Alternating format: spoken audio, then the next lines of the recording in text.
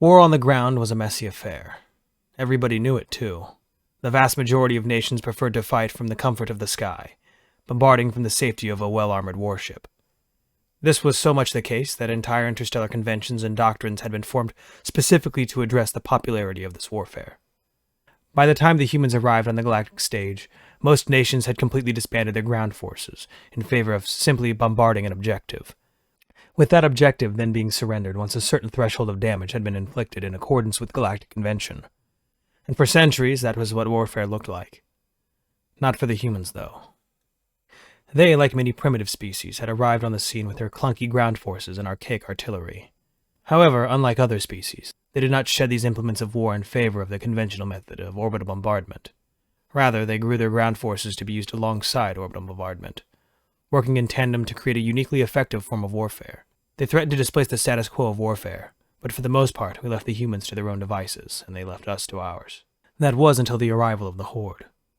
For centuries, disunited tribes of barbaric and nomadic spacefarers had wandered the vast swaths of the Preambian Drift, battling amongst each other with their vast nomad fleets and periodically raiding the settled lands of the Hamatanate and the Aro. For the most part, however, they had kept to themselves in their own corner of savage space.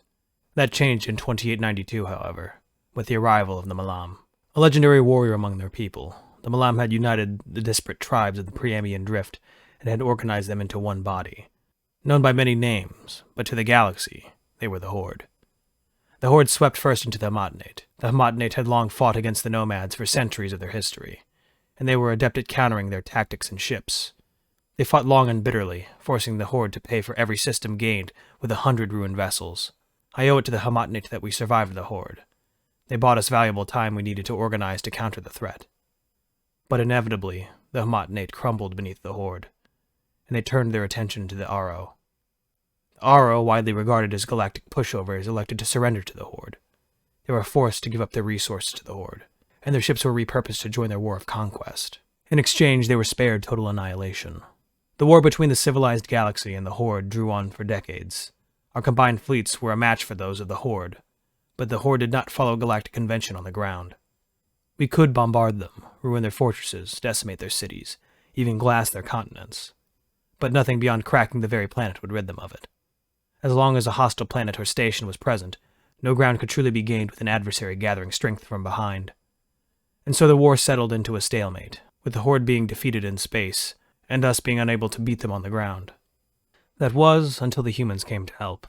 They had lost one of their core worlds, an industrial world known as Harmony, to a surprise Horde attack. The population had been massacred and the resources pillaged for the war effort, and humanity had been left with a bloody, barren world that billions had once called home.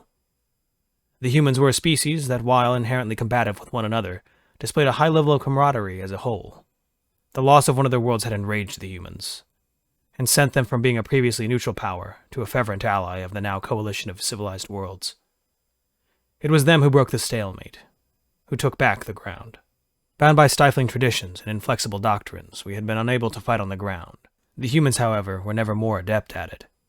We watched with awe as their legions of stalwart soldiers and tanks were deployed on Horde-controlled worlds, and fought with the fervor of 1,000 orbital strikes. They did not merely damage enemy fortifications, they utterly obliterated them. They followed no rules, no codes, no conventions. Every human soldier fought as if they were fighting for their own lives, and with that came the ferocity and viciousness needed to win a war. On the final world of the Horde, a former Hamatanate fortress known as Kemarat, the humans proved their valor one last time.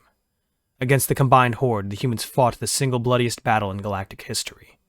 Nearly 2 billion humans were left broken and mangled on that bloody world when the year of fighting had ceased with the raising of the flag. In a controversial but well-earned move, they raised the flag of humanity first, the symbol of their system against the blue backdrop, before raising that of the coalition. And so the civilized galaxy had won the war, and humanity had won the reputation. They had changed the face of warfare across the galaxy forever, their legacy ingrained on the monuments and in the blood-soaked dirt of 1,000 worlds. For all history, for all time, humanity would be known as the ones who got it done.